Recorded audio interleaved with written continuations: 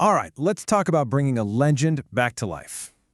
Today we're diving headfirst into the grease, the grime, and the pure joy of a Lambretta restoration. It's a journey, for sure. One that's way more about passion and patience than it is about just turning a wrench. And believe it or not, every single one of these projects starts in the exact same spot. See? It doesn't start in a workshop. It starts right here, with this feeling. This quote from a forum member, a first-timer, just nails it. You don't have to be a mechanical genius. You just need that fire, that real desire to say, I'm going to do this. That feeling, that's the fuel that's going to get you through the whole thing. So, once you have that desire, you hit your first major decision. And it's a big one. It's a fork in the road that's going to shape your entire project. And honestly, getting this right can be the difference between riding your dream scooter and just having a garage full of sad, lonely parts. Okay, so here's the choice. Do you go for a complete project? You know, a scooter that's all there, maybe a bit beat up, but it's a solid starting point. Or do you go for the frame-up build, starting with literally just the frame? Now, it's tempting to think buying parts as you go will be cheaper, right? Spread the cost? Well, the community is pretty clear on this. It's a trap. All those little nuts, bolts, and bits add up so fast, it almost always costs you more. For your first time, trust me, starting with a complete scooter is the way to go. And that's the beauty of this whole thing. You are not alone. Once you've picked your starting point, the very next step is to tap into the community. Why? Because the advice you'll get from people who've already been down this road, it's absolute gold. And the very first, number one, most important piece of advice you will hear again and again and again is this. Whatever you think it's going to cost, double it. And whatever you think is a realistic timeline, yeah, double that too. This isn't being negative, it's just pure realism, learned the hard way in thousands of garages, probably late at night. It is the golden rule of restoration. And the gems of wisdom just keep coming. The veterans will tell you, look for a UK-registered scooter if you can. It'll save you a world of paperwork pain later. They'll tell you to dig through boxes at scooter fairs for genuine original parts because they just fit better than a lot of the brand new reproduction stuff.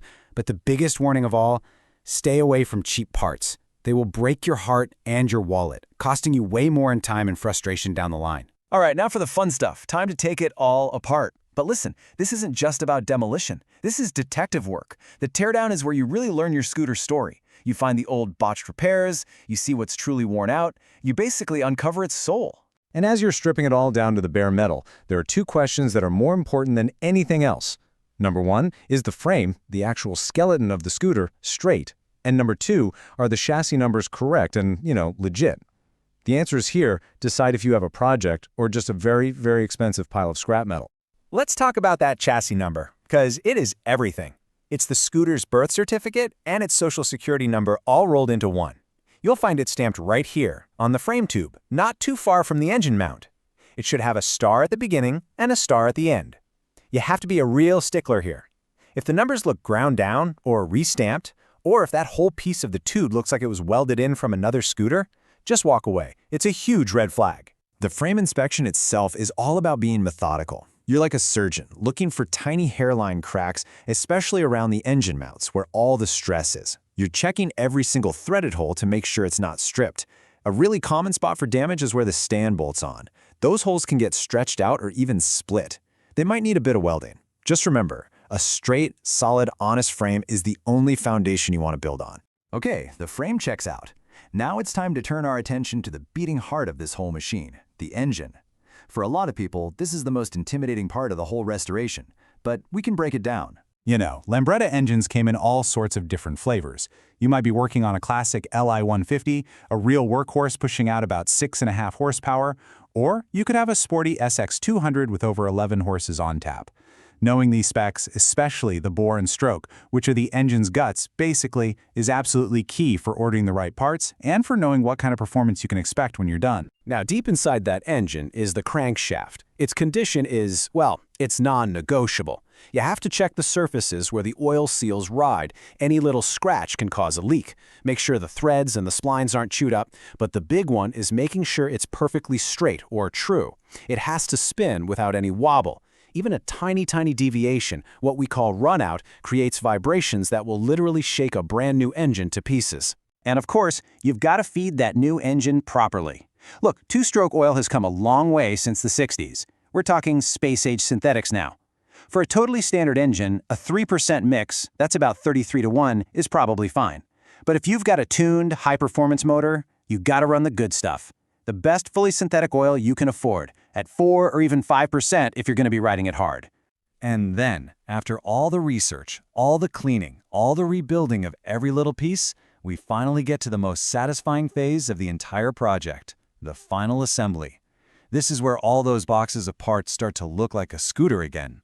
And here we go, the grand finale. That beautiful, clean engine goes back into the freshly painted frame. The headset, which is your entire control center, gets carefully pieced together. You run all the new control cables, adjusting them over and over until they're perfect. And finally, the iconic bodywork goes on, one panel at a time, until those beautiful flowing lines are all aligned, and a Lambretta is born again. So why? Why do we do all this? All the late nights, the busted knuckles, the frustration. I think this quote from the legendary scooter guru Sticky just says it all perfectly. There's this feeling you get, this incredible satisfaction from riding a machine that you saved, one that you know inside and out. It's not just about getting from A to B, it's an arrival. You see, in the end, a restoration project is so much more than just nuts and bolts. It's a journey of learning, of problem solving, and of creating something that is 100% yours. And that really only leaves one final, very important question. What journey are you going to build?